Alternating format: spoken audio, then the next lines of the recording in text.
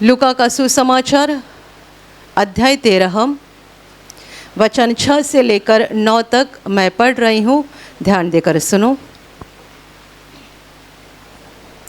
फिर उसने यह दृष्टांत भी कहा, किसी की अंगूर की बारी में एक अंजीर का पेड़ लगा हुआ था। वह उसमें फल ढूंढने आया परंतु न पाया। तब उसने बारी के रखवाले से कहा, देख, 3 वर्ष से मैं इस अंजीर के पेड़ में फल ढूंढने आता हूँ परंतु नहीं पाता। इसे काट डाल कि यह भूमि को भी क्यों रोके रहे। उसने उसको उत्तर दिया, हे स्वामी, इसे इस वर्ष और रहने दे कि मैं इसके चारों ओर खोद कर खाद डालूं। यदि आगे को फले तो भला, नहीं तो उसे काट डालना। Hallelujah, hallelujah, hallelujah, hallelujah, hallelujah. प्रभु यीशु ने यहाँ पर एक दृष्टांत बताया है और इस दृष्टांत में वो कहता है कि किसी मनुष्य ने अपने दाख के बारी में एक अंजीर का पेड़ लगाया। बाद में जब वो उस पर फल ढूंढने के लिए आया तब उसको फल नहीं मिला। इस पर उसने बारी के रखवाले से ये कहा कि इस पेड़ को काट डालना, क्योंकि गए 3 वर्ष से मैं इस पर फल ढूंढने आता हूँ पर नहीं पाता हूँ। इसे काट डाल। जब उसने ऐसा कहा कि इसे काट डाल, तब बारी के रखवाले ने जवाब दिया, इसे और इस वर्ष रहने दे कि मैं इसके चारों ओर खोद कर खाद डालूं। इसके बाद ये फले तो भला, नहीं तो इसे काट डालना। Hallelujah, hallelujah, hallelujah. जो उस दाग के बारी का मालिक था, उसका ये कहना था कि 3 वर्ष से मैं हमेशा आ रहा हूँ कि क्या इसको फल लगा है, पर जब कभी मैं आता हूँ मुझे फल नजर नहीं आता है। अभी इसने भूमि को रोके रखने की कोई ज़रूरत नहीं है, तो इस पेड़ को काट डालना। पर बारी के रखवाले का ये कहना था कि और वर्ष इसको मौका दिया जाए ताकि मैं इसके चारों ओर खोद कर खाद डालूंगा। इसके बाद ये फले तो ठीक है, वरना इसको काट डाला जाए। ये दृष्टांत बताने के पहले प्रभु यीशु ने एक बहुत महत्वपूर्ण बात बताई है जो उसके पहले के वचनों में दी है। वो है मन फिराव का संदेश, पश्चाताप का संदेश। प्रभु यीशु को कुछ लोगों ने पूछा था कि जिन लोगों को पिलातुस ने मार डाला था, गलीली लोग थे, उनको पिलातुस ने मार डाला था और उनका लहू उनके ही बलिदानों के साथ मिलाया था। तो उनके बारे में लोगों ने यीशु को सवाल किया था। उस वक्त यीशु ने उनको कहा, क्या तुम्हें ऐसा लगता है कि इन लोगों पर इतनी बड़ी आपत्ति आ गई, इनका इस रीति से विनाश हो गया कि पिलातुस ने उनकी जान ली और उनका लहू उन्हीं के बलिदानों के साथ मिला दिया? तो क्या तुम्हें ऐसा लगता है कि जो बाकी गलीली लोग थे उनसे ये गलीली लोग ज़्यादा पापी थे, ज़्यादा अधर्मी थे? इनके ऊपर इतनी बड़ी आपत्ति आ गई कि इनको मार डाला गया और इनका लहू बलिदान के साथ मिलाया गया। तो क्या तुम ऐसा समझते हो कि दूसरे गलीली लोगों से ये लोग ज़्यादा अधर्मी थे, ज़्यादा पापी थे?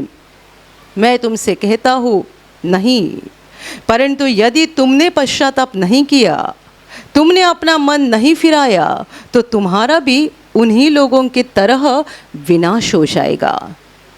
ये एक घटना लोगों के द्वारा पूछी गई थी। अगली घटना यीशु खुद बता रहा है। प्रभु कहता है, क्या तुम्हें लगता है वो 18 लोग जिनके ऊपर शिलोह का गुम्मट गिर गया था और उस गुम्मट के नीचे दबकर वे लोग मर गए, क्या वे 18 जन यरूशलेम के दूसरे लोगों की तुलना से ज़्यादा पापी थे? क्या तुम्हें ऐसा लगता है कि जिन 18 लोगों के ऊपर वो बड़ा गुम्मट गिर गया और वे दबकर मर गए, वो ज़्यादा पापी थे दूसरे लोगों की तुलना से? मैं कहता हूँ नहीं, परंतु यदि तुम मन न फिराओगे, तुम पश्चाताप न करोगे, तो तुम्हारा भी उनके ही तरह विनाश हो जाएगा। और इसी बात को ज़्यादा स्पष्ट करने के लिए आगे प्रभु यीशु ने ये दृष्टांत कहा है। Hallelujah, hallelujah, hallelujah, hallelujah. मेरे प्यारे भाई और बहनों, संसार में आने वाला हर मनुष्य बस इतना ही सोचता है कि मुझे पैसा कमाना है, अमीर बनना है, बड़ा बनना है, सम्मानित बनना है, एक बड़ी व्यक्ति बन जाना है। परमेश्वर ने हमें बनाया है और उसने हमें धरती पर भेजा है, तो उसका मकसद क्या है? क्यों? बनाने वाले का कुछ तो मकसद होगा, वो बिना मकसद का कुछ काम नहीं करता है। किस मकसद से मुझे बनाया गया है? किस मकसद से मुझे धरती पर भेजा गया है? मैं यहाँ क्या करूँ? क्या चाहता है वो? यदि आपकी कंपनी आपको अमेरिका का वीज़ा देकर वहाँ भेज रही है, तो उसका कुछ तो मकसद है ना। और आप ये पूछेंगे ना, जान लेंगे कि कंपनी आपसे क्या चाहती है, कि वहाँ जाने के बाद आप क्या करें, कितना समय बिताए और कब वापस आए। यदि संसार में इतनी व्यवस्था है, तो क्या परमेश्वर के दरबार में व्यवस्था नहीं है? परमेश्वर ने हमें बनाया और जीवन देकर, एक मौल्यवान जीवन देकर, ये बड़ा वरदान देकर धरती पर भेजा। पर धरती पर पैदा होने के बाद लोग ये सोचते ही नहीं है कि मुझे परमेश्वर ने क्यों भेजा है, मकसद क्या है और मुझे वापस कब जाना है। Hallelujah, hallelujah, hallelujah. हर कोई अपना ही मकसद ढूंढते रहते हैं और अपने ही हिसाब से चलते रहते हैं। भेजने वाले ने मुझे क्यों भेजा है, उसकी क्या इच्छा है, मैं क्या करूं, धरती पर मुझे भेजने के पीछे उसकी योजना क्या है, मकसद क्या है, कोई नहीं जानता है। और यूं ही अपनी इच्छा के अनुसार अपनी ज़िंदगी को बिताते हैं। और ज़िंदगी को बिताते हैं बोलने से ज़्यादा अच्छा शब्द ये है कि पाप करते जाते हैं। अपनी इच्छा से चलते हैं, यानी पाप करते जाते हैं। पूरा गलत रास्ते से चलकर, अधर्म के काम करके अपनी ज़िंदगी को और अपनी आत्मा को पापों से भर देते हैं और अंत में अपनी आत्मा का विनाश करा डालते हैं, क्योंकि नहीं जाना कि परमेश्वर ने मुझे संसार में किस लिए भेजा था। Hallelujah, hallelujah, hallelujah, hallelujah. मेरे प्यारे भाई और बहनों, संसार में पैदा होने वाला हर एक मनुष्य इसी रीति से चलता है। जैसे जैसे मनुष्य की उम्र बढ़ते जाती है, 5 साल का, 10 साल का, 15 साल का, जब वो छोटा बच्चा रहता है 2-3 साल का, तब वो अपने माँ बाप के ऊपर निर्भर रहता है। जैसे जैसे वो बड़े बनते जाता है, उससे ऐसा लगने लगता है कि मुझे माँ बाप की सुनने की कोई ज़रूरत नहीं है, मेरे पास भी दिमाग है, मेरे पास भी अक्ल है और मैं अपनी मर्जी के अनुसार चल सकता हूँ। इसलिए जो 5 साल का बेटा दिन रात अपनी मम्मी के पीछे चलता है, यही बेटा जब 17-18 साल का होता है तो मम्मी की बातों से तंग होता है और उसे ये बोलने लगता है कि मुझे सिखाने की कोशिश मत करना, अभी मैं छोटा नहीं रह गया हूँ, मैं सब कुछ समझता हूँ। जो 5 साल की बेटी दिन रात अपनी मम्मी के पीछे चलती है, मम्मी के बिना एक रात भी कहीं नहीं सोती है, वो जब 16-17 साल की बनती है तब मम्मी को जवाब देती है, मुझे सिखाने की कोशिश मत करना, तुम्हारी बातें तुम्हारे पास रख देना, मुझे भी अक्ल है, मुझे भी दिमाग है, मैं अपनी इच्छा के अनुसार चल सकती हूँ। और तभी से शुरुआत हो जाती है। मैंने तो आपको 16-17 साल बताया, पर आजकल के बच्चे 10-12 साल की उम्र में स्वतंत्र बनना चाहते हैं। स्वतंत्र, किसी का अधिकार नहीं चाहिए, किसी का प्रेशर नहीं चाहिए, किसी का दबाव नहीं चाहिए, हर एक को स्वतंत्र होना है। जिसे अपनी रोटी के लिए भी माँ बाप के ऊपर निर्भर होना पड़ता है, वो भी स्वतंत्र होना चाहता है। Hallelujah, hallelujah. और तभी से शुरुआत हो जाती है। जिंदगी की सच्ची शुरुआत तभी होती है। और उसके बाद मरते दम तक मुझे क्या पसंद है, मुझे क्या चाहिए, मैं क्या करना चाहती हूँ, मुझे क्या करना है, बस इन्हीं बातों पर सोचते रहते हैं और इन्हीं बातों को हासिल करने के लिए दिन रात कोशिश करते हैं। असफल हो जाएंगे तो माँ बाप को दोष लगाएंगे और परमेश्वर को दोष लगाएंगे। मैंने ऐसे बहुत बच्चों को देखा है जो जिंदगी में असफल होते हैं तो अपने पिताजी को और माँ को दोष लगाते हैं। तुमने मेरे लिए क्या किया, आपने मेरे लिए क्या किया। उम्र कितनी, 25 साल, अभी 25 साल उम्र है तो तुम्हारे पास एक तंदुरुस्त शरीर भी है। काम करो, मेहनत करो, अपनी हिम्मत से कमाओ। ये छोड़कर माँ बाप को दोष लगा रहे हैं। क्या किया तुमने मेरे लिए, क्या दिया तुमने मुझे। जब 15-16 साल का बन गया तब से शुरुआत हो गई। मैं स्वतंत्र व्यक्ति हूँ, मुझे किसी की सुनने की ज़रूरत नहीं है, मुझे सिखाने की कोशिश मत करना। बाद में जाकर जीवन में असफल होते हैं, गिरते जाते हैं, गिरते जाते हैं। कभी अपने बारे में सोचते नहीं है कि मैं अपनी ज़िंदगी में इतना गिरते क्यों जा रहा हूँ, मैं असफल होते क्यों जा रही हूँ। ये नहीं सोचते हैं, परंतु इल्ज़ाम लगाने के लिए लोगों को ढूंढते हैं। कई माँ के ऊपर इल्ज़ाम लगाते हैं, कई पिताजी के ऊपर इल्ज़ाम लगाते हैं, कई घर वालों के ऊपर इल्ज़ाम लगाते हैं और कोई नहीं मिला तो अंत में परमेश्वर है। उसने मेरे साथ सब बुरा किया, उसने मेरे नसीब में सब बुरा लिख दिया है। मैं कुछ भी हाथ में लेता हूँ सफल नहीं हो जाता हूँ, मैं कहीं भी जाता हूँ असफल बनता हूँ। या तो माँ को दोष लगाएंगे, या तो पिताजी को लगाएंगे, या तो घर वालों को लगाएंगे, या तो अंत में परमेश्वर को दोष लगाएंगे। पर कभी अपने बारे में सोचते नहीं है कि मैं इतना गिर क्यों रहा हूँ, इतना असफल क्यों हो रहा हूँ, और मेरे साथ ये क्या चल रहा है, क्या हो रहा है, और आगे भी क्या हो जाएगा। Hallelujah, hallelujah, hallelujah. मेरे प्यारे भाइयों और बहनों, परमेश्वर ने हमें एक सुंदर जीवन का वरदान देकर धरती पर भेजा है और उसकी इच्छा नहीं है कि हम असफल होते रहे, हम आंसू बहाते रहे। और ये बिल्कुल नहीं चाहता है परमेश्वर कि हमारी आत्मा का विनाश हो जाए। परमेश्वर की ऐसी इच्छा है कि हम इस धरती पर खुशी से रहें, शांति से रहे। परमेश्वर ने जो सुंदर सृष्टि हमारे लिए बनाई है, देखो आज भी बारिश हो रहा है।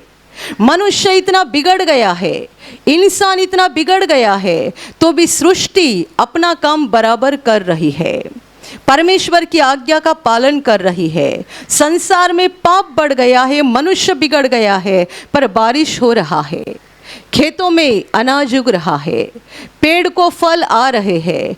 हम बाजार में जाते हैं, सब्जी खरीद कर घर लाते हैं, फल खरीद कर घर लाते हैं, अनाज खरीद कर घर लाते हैं। हमारा पेट भरता है, हमारी जिंदगी चलते रहती है। सोचते नहीं है ये देने वाला कौन है। Hallelujah, hallelujah, hallelujah, hallelujah. परमेश्वर ने हमारे लिए सुंदर सृष्टि बनाई है और परमेश्वर की इच्छा है कि हम ये सारी सृष्टि का उपभोग लेते हुए खुशी से, शांति से अपनी जिंदगी को बिताए। परमेश्वर की मनुष्य के लिए एकमात्र इच्छा है, एकमात्र, जिसने हमें बनाया, जीवन दिया, उस जीवित परमेश्वर के ऊपर हम सच्चे हृदय से प्रेम करें और जो भाई बहन परमेश्वर ने हमें संसार में दिए हैं उनसे भी प्रेम करें। परमेश्वर की बहुत कठिन और बहुत बड़ी इच्छा नहीं है, बिल्कुल सादी साधारण इच्छा है। उसने हमें जीवन दिया है, उस जीवन दाता के ऊपर हम प्रेम करें। जैसे कि एक बेटा अपना पहला पगार आने के बाद पिताजी के हाथ में देता है, तब पिताजी को कितनी खुशी होती है। आज तक मैंने बेटे को पाला पोसा, पर आज बेटे ने जान लिया कि मुझ पर सच्चा प्रेम करने वाला कौन है, मेरी परवाह करने वाला कौन है। पहला पगार हाथ में आने के बाद बेटा या बेटी अपने माँ के या पिताजी के हाथ में देते हैं, माँ बाप बहुत खुश होते हैं। परमेश्वर चाहता है कि मनुष्य उससे प्रेम करे, जाने कि परमेश्वर ने हमको कितना दिया है, कितना प्रेम दिया है, और इसके बदले हम उससे प्रेम करें। और जो मनुष्य भाई बहन परमेश्वर ने हमें संसार में दिए हैं, उनसे भी हम प्रेम करें। ये परमेश्वर की एकमात्र इच्छा है। यदि हम परमेश्वर से प्रेम करते रहे और संसार के लोगों से प्रेम करते रहे, तो हमारा जीवन खुशी से भर जाएगा। क्योंकि परमेश्वर यही चाहता है, यही उसकी इच्छा है, यही उसकी योजना है। पर इस बात को दूर रख के हम बहुत कुछ जीवन में हासिल करने के लिए जाते हैं और परमेश्वर की साधारण इच्छा को भूल जाते हैं, समझ नहीं पाते हैं कि हमें उससे प्रेम करना है और हमारे भाई बहनों से प्रेम करना है। Hallelujah, hallelujah, hallelujah, hallelujah. दुनिया में पैसे के लिए, संपत्ति और जायदाद के लिए भाई भाई का दुश्मन बनता है, बहन बहन की दुश्मन बन जाती है, माँ बाप अपने बच्चों के दुश्मन बन जाते हैं। पैसा, प्रॉपर्टी, ऐसी नाशमान बातों के लिए जब हमारी आंखें बंद हो जाती है, हम थोड़ा सा सोना भी अपने साथ लेकर नहीं जा सकते हैं। 100 एकड़ जमीन आपके पास होगी, आपके नाम के ऊपर 7/12 है, 100 एकड़ जमीन का। आपकी आंखें जब बंद हो जाएगी ना, ये 7/12 यहीं रहेगा और आप खाली हाथ जाओगे। बाइबल सिखाती है हम दुनिया में खाली हाथ आए हैं और खाली हाथ वापस जाएंगे, कुछ लेकर नहीं जाएंगे। जिस सोने के लिए, जिस पैसे के लिए, जिस ज़मीन के लिए, जिस मकान के लिए, जिस गाड़ी के लिए, जिस प्रॉपर्टी के लिए अपने भाई के साथ दुश्मनी रखी, बहन के साथ दुश्मनी रखी, माँ बाप के दिल को दुख दिया, ये सारी बातों में से कुछ भी अपने साथ लेकर नहीं जाने वाले हैं। सब यहीं रहेगा, सब यहीं रहेगा। आपका पैसा, आपका सोना, आपकी ज़मीन। कितने लोग संसार में ऐसे हैं, सालों साल सगे भाई से बातचीत बंद है, सालों साल बहन से बातचीत बंद है, माँ से बातचीत बंद है, पिताजी से बातचीत बंद है, बोलना बंद। भाई से बोलते हैं नहीं, बहन से बोलते हैं नहीं, कोई माँ से नहीं बोलता, कोई पिताजी से नहीं बोलता। क्या चल रहा है? और आप देखेंगे ना तो हर एक की जड़ यही है, पैसा, संपत्ति, जायदाद, एक ही जड़। और इसी जड़ को सब जहरीले फल आ गए हैं।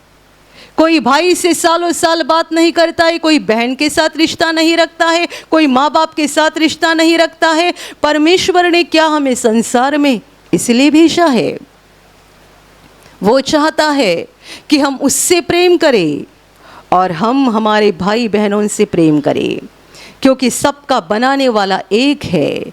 यदि बाप एक है तो हम सब एक दूसरे के भाई बहन हैं, चाहे किसी भी देश के रहने वाले हो, चाहे कहीं के भी रहने वाले हो। पर यदि हम सबका बाप एक है तो हम एक दूसरे के भाई बहन हैं। और आपके 2 बच्चे आपस में लड़ते हैं तो आपको दुख होता है ना? वैसा ही दुख जब हम एक दूसरे के साथ लड़ते हैं, एक दूसरे से नफरत करते हैं, वैसा परमेश्वर को, उस वक्त परमेश्वर को भी बड़ा दुख होता है। Hallelujah, hallelujah, hallelujah, hallelujah. हर एक को ज़रूरत है, आवश्यकता है अपने जीवन के मकसद को ढूंढने की। हर एक की आवश्यकता है, आपकी, मेरी और संसार में रहने वाले हर मनुष्य की ज़रूरत है कि ढूंढो परमेश्वर की मेरे बारे में क्या इच्छा है, वो क्या चाहता है, वो मुझसे क्या चाहता है, क्यों उसने मुझे धरती पर भेजा है, उसका मकसद क्या है, उसकी इच्छा क्या है, तब आप जानोगे परमेश्वर की आपके लिए क्या इच्छा है। मेरे प्यारे भाई और बहनों, आज आप यहाँ पर आए हो, बैठे हो, शांति से परमेश्वर के वचन को सुन रहे हो। आप यूं ही नहीं आए हो, स्वर्ग से आपके ऊपर अनुग्रह हुआ है। आप इस सच्चाई को जानो, आपके जीवन के मकसद को जानो, इसलिए परमेश्वर ने आपके ऊपर अनुग्रह किया है। और कई भाई बहन ऐसे हैं जो यहाँ शारीरिक रूप से नहीं पहुंच पाए, उनको प्रभु YouTube के माध्यम से वचनों को सुना रहा है, ताकि वे भी जाने कि परमेश्वर की हमारे बारे में क्या योजना है, क्या इच्छा है। मेरे प्यारे भाई और बहनों, अपनी ही मर्जी से चलने के कारण हर एक मनुष्य अधर्मी बन गया है, पापी बन गया है, दुष्ट बन गया है, बुरा बन गया है।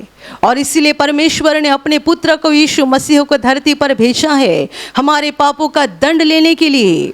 यीशु ने हमारे पापों का दंड लिया, अपना लहू बहाया और हमें पापों से मुक्त किया। अभी परमेश्वर की ये इच्छा है, मेरे पुत्र पर विश्वास करो, पापों का पश्चाताप करो, मन फिराओ, गलत रास्ता छोड़ दो, पापी रास्ता छोड़ दो और मेरी आपके बारे में जो इच्छा है उस इच्छा को पूरा करना शुरू कर दो। वो इच्छा क्या है मैंने आपको बता दिया, उस पर प्रेम करो और अपने भाई बहनों से प्रेम करो, उस पर प्रेम करो और अपने भाई बहनों से प्रेम करो। परमेश्वर हमसे बहुत बड़ी बड़ी उम्मीद नहीं रखता है, वो हमसे बहुत बड़ी बड़ी उम्मीद नहीं रखता है। उससे प्रेम करो, जो परमेश्वर से सच्चे हृदय से प्रेम करता है वो अपने भाई बहनों से भी प्रेम करता है। क्योंकि परमेश्वर क्या चाहता है और परमेश्वर किससे प्रसन्न होता है वो जानता है। और इसलिए परमेश्वर पर सच्चा प्रेम करने वाला व्यक्ति कभी भी अपने भाई बहनों से नफरत नहीं कर सकता है। Hallelujah, hallelujah, hallelujah, hallelujah. लोग जोर जोर से गाना गाते हैं, जोर जोर से हालेलुया बोलते हैं, जोर जोर से तालियां बजाते हैं, पर इससे ये साबित नहीं होता है कि वे परमेश्वर से प्रेम करते हैं। यदि कोई मनुष्य हर दिन प्रभु के सामने आता है और उससे कहता है, हे प्रभु मुझे बता कि मैं तुझे कैसा लगता हूँ, मेरा जीवन, मेरा हृदय, मेरा मन, क्या इस पर तू प्रसन्न है, तुम्हारी क्या इच्छा है, क्या मेरे मन में अभी भी किसी के लिए नफरत है, क्या मैं अभी भी स्वार्थ से जीवन बिता रहा हूँ। यदि किसी को ऐसी आदत है तो आपने जीवन के मकसद को समझना शुरू कर दिया है।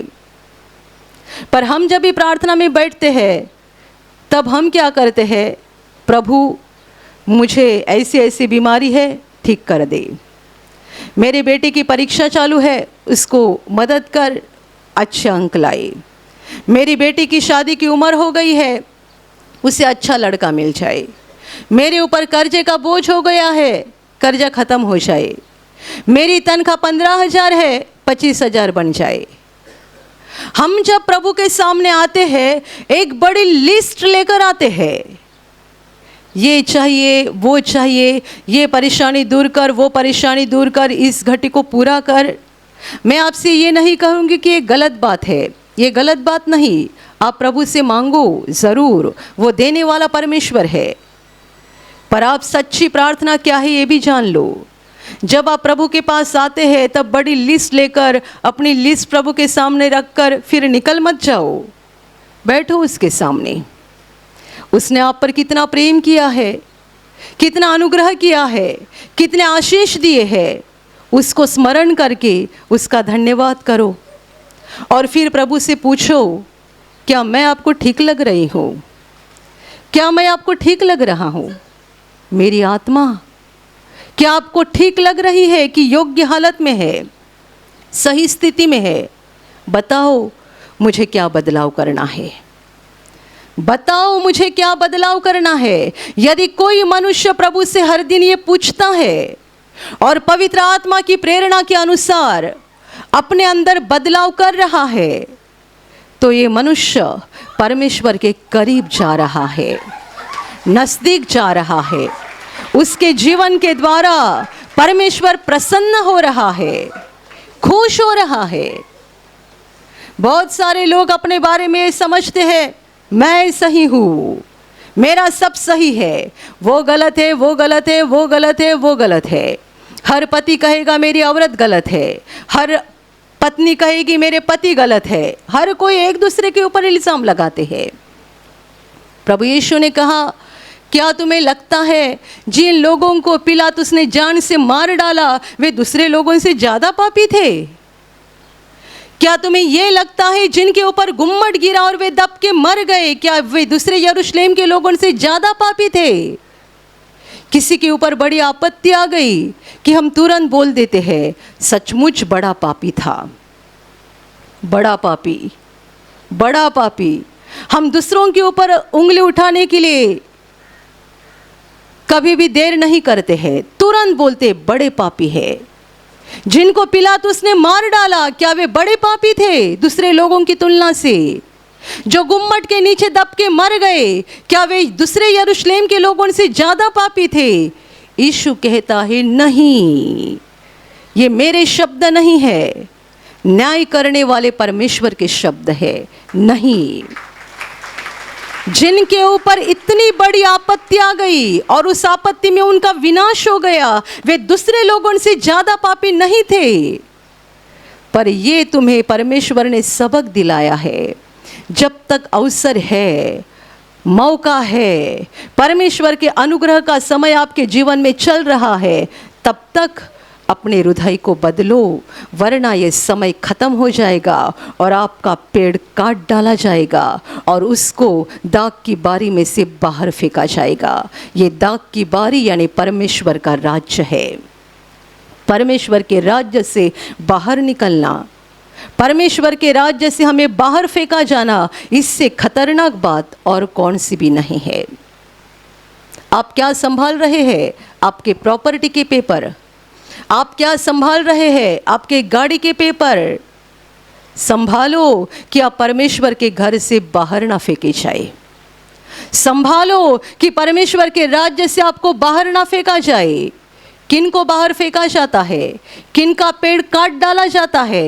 यीशु ने दृष्टांत में बताया है। अंजीर का पेड़ लगने के बाद जब उसको फल आने का समय आ गया, लगातार 3 साल मालिक आ गया, 3 साल उसने देखा फल नहीं आ रहा है। पहले वर्ष में उसने सोचा शायद अगले साल आएगा, वो अगले साल आ गया, दोबारा फल नहीं है। तीसरे वर्ष आ गया तो भी फल नहीं है, तब वो नाराज हो गया और रखवाले से कहता है इसे काट डाल, ये ज़मीन को क्यों यूं ही रोके रहे, यहाँ दूसरा पेड़ लग सकता है, ये ज़मीन को क्यों रोके रहे, इसको तोड़ के बाहर फेंक डालो। तब रखवाले ने कहा और 1 साल मांगा, और 1 साल, ये बोनस साल मिल गया उस पेड़ को। रखवाला कहता है कि मैं कोशिश करता हूँ, मैं चारों ओर से खोद कर खाद डालता हूँ, मैं मेहनत करता हूँ ताकि फल आ जाए इसको। मैं मेरी ओर से मेहनत करता हूँ, मेरी ओर से कोशिश करता हूँ, यदि फल आए तो ठीक है, वरना तुम इसे काट डालना। यानी चौथा वर्ष उसका आखिरी वर्ष था। चौथे वर्ष भी फल नहीं आएगा तो ये पेड़ को काट डाला जाएगा। बिल्कुल इसी रीति से जो लोग परमेश्वर के वचनों को सुनते हैं उन्हें भी एक नियुक्त समय दिया जाता है, मन फिराने के लिए, बदलाव करने के लिए, गलत रास्ता छोड़ने के लिए नियुक्त समय दिया जाता है। और इस नियुक्त समय में यदि उन्होंने अपने मन को बदला नहीं, परमेश्वर को फल दिया नहीं, परमेश्वर की इच्छा के अनुसार अपने दिल में बदलाव लाया नहीं, तो चौथे वर्ष इस पेड़ को काट डाला जाता है। Hallelujah, hallelujah, hallelujah, hallelujah. मैंने आपसे कहा कि तालियां बजाना, गाना गाना, हालेलुया बोलना, ये बातें इस बात को साबित नहीं कर रही है कि हम परमेश्वर से और मनुष्यों से प्रेम करने वाले लोग हैं। आपके बीच में ऐसे भी कई लोग बैठे होंगे जो 4 लोगों से बातें नहीं करते हैं, पर यहाँ तालियां बजा रहे हैं, हालेलुया बोल रहे हैं, गाना गा रहे हैं। या कोई बहन बैठी होगी जो अपने सास से बात नहीं करती है और उससे नफरत करती है, गाने के समय वो तालियां बजा रही है, हालेलुया बोल रही है। वो भी परमेश्वर के घर में है। जो अपने सास से नफरत करती है वो भी परमेश्वर के घर में है। जो अपने भाई से नफरत करता है वो भी परमेश्वर के घर में है। 1 साल, 2 साल, 3 साल आपको समय दिया गया है, मौका दिया गया है कि आप अपने आप में बदलाव लाओ। कोई भाई है जो अपने काम के जगह पर रिश्वत लेता है, बिना रिश्वत लिए कुछ काम नहीं करता है, वो भी प्रार्थना में आता है, तालियां बजाता है, गाना गाता है। परमेश्वर के दिल को दुख हो रहा है कि उसके अंदर स्वार्थ है, ये बिना रिश्वत लिए किसी का काम नहीं करता है। हमारे अंदर जो भी बुराई है हमारे पास बैठा हुआ भाई या बहन नहीं समझ सकती है, पर परमेश्वर जानता है, क्योंकि वो हमारे चेहरे को और कपड़े को देखने वाला परमेश्वर नहीं है, वो हमारे हृदय को देखने वाला, जांचने वाला और हृदय के अनुसार हमें प्रतिफल देने वाला परमेश्वर है। हम लोगों के सामने बहुत अच्छे से पेश होते हैं, दिखने में एकदम सभ्य सज्जन लगते हैं, पर अंदर से हम कौन है परमेश्वर जानता है। हर एक को मौका दिया जाता है। जितनों को परमेश्वर के घर में बुलाया गया है हर एक को मौका है। 1 साल, 2 साल, 3 साल और चौथा ईयर ग्रेस ईयर है, कृपा का वर्ष, और 1 साल बढ़ाकर दिया जाता है। ये परमेश्वर की भाषा में है। चौथे साल तक यदि उसमें बदलाव नहीं हुआ और जैसा परमेश्वर चाहता है वैसा उसका दिल नहीं बदला, तो 5वें साल वो परमेश्वर के घर में नहीं रहेगा, उसे बाहर फेंका जाएगा। और आप जानते हैं जितने पेड़ बाहर फेंके जाते हैं उनको अंत में इकट्ठा करके अग्नि के कुंड में डाला जाएगा, जहां वे अनंत काल जलते रहेंगे। Hallelujah, hallelujah, hallelujah.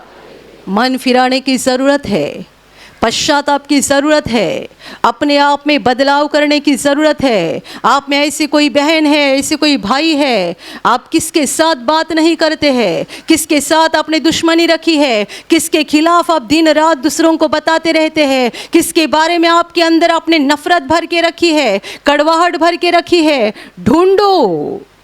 इसलिए मैंने आपको कहा, यदि आप एक सच्चे व्यक्ति बनना चाहते हैं, परमेश्वर के लाडले व्यक्ति बनना चाहते हैं, तो हर दिन प्रभु के सामने बैठकर उससे पूछो, प्रभु मैं तुझे कैसे लगती हूँ? क्या मैं तुझे पसंद हूँ? क्या आज दिन भर मैंने किया तुझे पसंद है?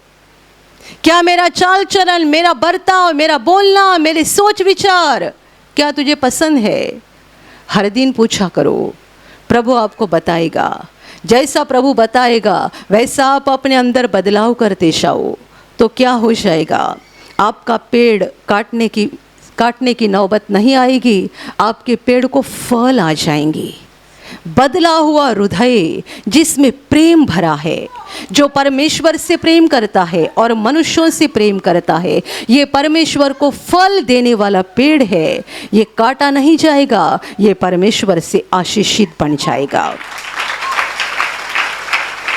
Hallelujah, hallelujah, hallelujah, hallelujah. छोटी छोटी बातों को लेकर हम एक दूसरे के ऊपर गुस्सा करते हैं और ये गुस्सा वैसा ही रख भी देते हैं। गुस्सा आ गया तो 10 मिनट के अंदर या 1 घंटे के अंदर गुस्सा ख़त्म कर दिया और प्यार से दोबारा उसके साथ बात करना शुरू किया। ऐसे करने वाले लोग बहुत थोड़े हैं। बहुत सारे लोग, हाँ इसने मेरे साथ ऐसा किया, उसने मुझे ऐसा बोला, उसने सालों साल अपने दिमाग में बातें रख देते हैं। आप जानते हैं जितनी सारी अंधकार की बातें आप अपने दिमाग में रखते हैं, आप अपना ही नुकसान कर लेते हैं। आप अपना ही नुकसान कर लेते हैं। गंदी चीज़ को आपने आपके दिमाग में रख दिया है तो आपका पूरा शरीर और आपकी आत्मा भी गंदी बन जाएगी। आप जब भी कपड़ा धोते हैं ना, तभी उनमें से ऐसे कपड़े को आप हमेशा अलग रखते हैं जो बहुत ज़्यादा गंदा हुआ है। रखते हैं कि नहीं बताओ? आपके घर में पोछा होगा, पोछा, आप अपने नए कपड़े के साथ उनको भिगाते हैं और नए कपड़े के साथ धोते हैं, इसको अलग रखते हैं। जो ज़्यादा गंदा है उसको अलग रखते हैं। हम घर में अनाज को साफ़ करते हैं, सब्ज़ी को साफ़ करते हैं, हर गंदी बात को हम अलग कर देते हैं, निकाल डालते हैं। क्यों? यदि वो उसमें रही तो और ज़्यादा नुकसान करेगी और अच्छी चीज़ों को भी बिगाड़ देगी। बिल्कुल वैसे ही गंदी बात हम अपने दिमाग में रख देते हैं, उसको निकालते नहीं है। उसने मुझे ऐसा बोला, उसने मुझे वैसा बोला, इसने मेरा अपमान किया, अपने दिमाग में रख देते हैं। एक दिन, एक सप्ताह, एक महीना, 6 महीना, 1 साल निकालते ही नहीं है तो ये बात हमारे मन में सड़ जाती है और हमारे शरीर में रोग को तैयार करती है, बीमारी को तैयार करती है, क्योंकि हमने सही समय पर अपने मन को साफ नहीं किया। Hallelujah, hallelujah, hallelujah. मेरे प्यारे भाइयों और बहनों, अच्छे से जान लो, पैसा कमाना, काम धंधा करना, नौकरी करना, ये जिंदगी नहीं है, ये हमारे जीवन का मकसद नहीं है। पैसा हम कमाते हैं, नौकरी करते हैं, काम धंधा करते हैं अपनी ज़रूरतों के लिए, पर ये ज़िंदगी नहीं है। ज़िंदगी ये है कि हम परमेश्वर से प्रेम करें और मनुष्यों से प्रेम करें। हमारा हृदय जो पत्थर जैसा है वो नरम बन जाए। हमारा हृदय जो सूख गया है उसमें परमेश्वर का प्रेम भर जाए। हम परमेश्वर पर प्रेम करने वाले लोग बने, दूसरों पर प्रेम करने वाले लोग बन जाए, हमारे अंदर सच्चा बदलाव आ जाए, ताकि हम परमेश्वर को फल देने वाले लोग बन जाए। Hallelujah, hallelujah, hallelujah, hallelujah. गलत रास्ता छोड़ दो, पापों का रास्ता छोड़ दो, परमेश्वर के वचनों को जान लो, समझ लो, उसकी इच्छा को जान लो और परमेश्वर के वचनों के अनुसार चलना शुरू करो। क्योंकि हम दूसरों के ऊपर बहुत उंगली दिखाते हैं और दूसरों के पाप बहुत ढूंढते हैं, भूल जाते हैं अपने पाप ढूंढने के लिए। दूसरों की गलती आसानी से देख सकते हैं और भूल जाते हैं अपनी गलती ढूंढने के लिए। अभी दूसरों की गलती ढूंढना बंद करो। यीशु कहता है ये मत कहो कि वे ज़्यादा पापी थे, किसी के ऊपर आपत्ति आ गई वे ज़्यादा पापी है, ऐसा बोलना बंद करो, ऐसा सोचना बंद करो। यदि किसी के ऊपर आने वाली आपत्ति देखी आपने तो उनके लिए प्रार्थना करो और आप खुद ढूंढो, कहीं मेरे ऊपर ऐसी आपत्ति ना जाए, कहीं मेरे परिवार के ऊपर ऐसी आपत्ति ना आ जाए। मेरे जीवन में क्या गलत है, मेरे जीवन में क्या टेढ़ा है, मेरे जीवन में क्या है जो परमेश्वर को पसंद नहीं है, मेरे जीवन में शैतान के लिए मैंने कहाँ दरवाज़ा खुला रखा है। आप ये ढूंढो और शैतान के लिए जो दरवाज़ा खुला है वो बंद कर दो। परमेश्वर की इच्छा के अनुसार चलो ताकि आपके जीवन को फल आ जाएंगे, परमेश्वर आपके ऊपर प्रसन्न हो जाएगा, आपके जीवन का पेड़ काटा नहीं जाएगा परंतु परमेश्वर के आशीष उसके ऊपर आ जाएंगे। आप बहुतायत से फल लाओगे और हमारे लिए बहुत अच्छी बात हो जाएगी। हम अनंत काल परमेश्वर के घर में बने रहेंगे और परमेश्वर के साथ रहेंगे। Hallelujah, hallelujah, hallelujah, hallelujah. और अभी प्रार्थना करने का समय है। आप विश्वास करो कि एक पल में प्रभु यीशु आपको छूकर चंगाई देगा, एक पल में वो आपके जीवन का दुख निकाल देगा और आपके आंसुओं को खुशी में बदल देगा, क्योंकि उसके लिए असंभव कुछ नहीं है, अनहोनी बात एक भी नहीं है। प्रभु यीशु आज भी जिंदा है। 2000 वर्ष पहले वो शरीर रूप में धरती पर था, आज शरीर रूप में नहीं बल्कि आत्मा के रूप में है और दुनिया के कोने कोने में जहाँ जहाँ लोग विश्वास के साथ उसको पुकारते हैं, उसके पास प्रार्थना करते हैं, उन सबों की पुकार को प्रभु सुनता है, उन्हें चंगा करता है, उनके आंसुओं को पोंछ देता है और उनके जीवन को खुशी से भर देता है। आप भी इसी विश्वास के साथ आपके बीमार भाग पर हाथ रखो और यदि वहाँ हाथ नहीं रख सकते हैं तो अपने सीने पर हाथ रखो। प्रभु यीशु के नाम से इसी क्षण आपके शरीर की सारी बीमारियां निकल जाए। यीशु के नाम से आपके जीवन का सारा दुख निकल जाए। शैतान का हर एक काम आपके जीवन से और आपके परिवार से पूरी तरह से नष्ट हो जाए यीशु के नाम से। प्रभु यीशु के नाम से शैतान का सारा काम आपके जीवन से नष्ट हो जाए। सारी दुष्ट आत्माओं को प्रभु यीशु के नाम से मैं आज्ञा दे रही हूँ, इसी क्षण इन्हें छोड़कर निकल जाओ और वापस उनमें नहीं आना। इसी क्षण प्रभु का महान सामर्थ आपके ऊपर आ जाए। प्रभु का महान सामर्थ आपके ऊपर आ जाए। प्रभु का महान सामर्थ आपके ऊपर आ जाए। इसी घड़ी पवित्र आत्मा की खुशी आपके दिल में आ जाए। पवित्र आत्मा की शांति आपके दिल में आ जाए और आपका जीवन स्वर्ग की रोशनी से भर जाए। आमीन।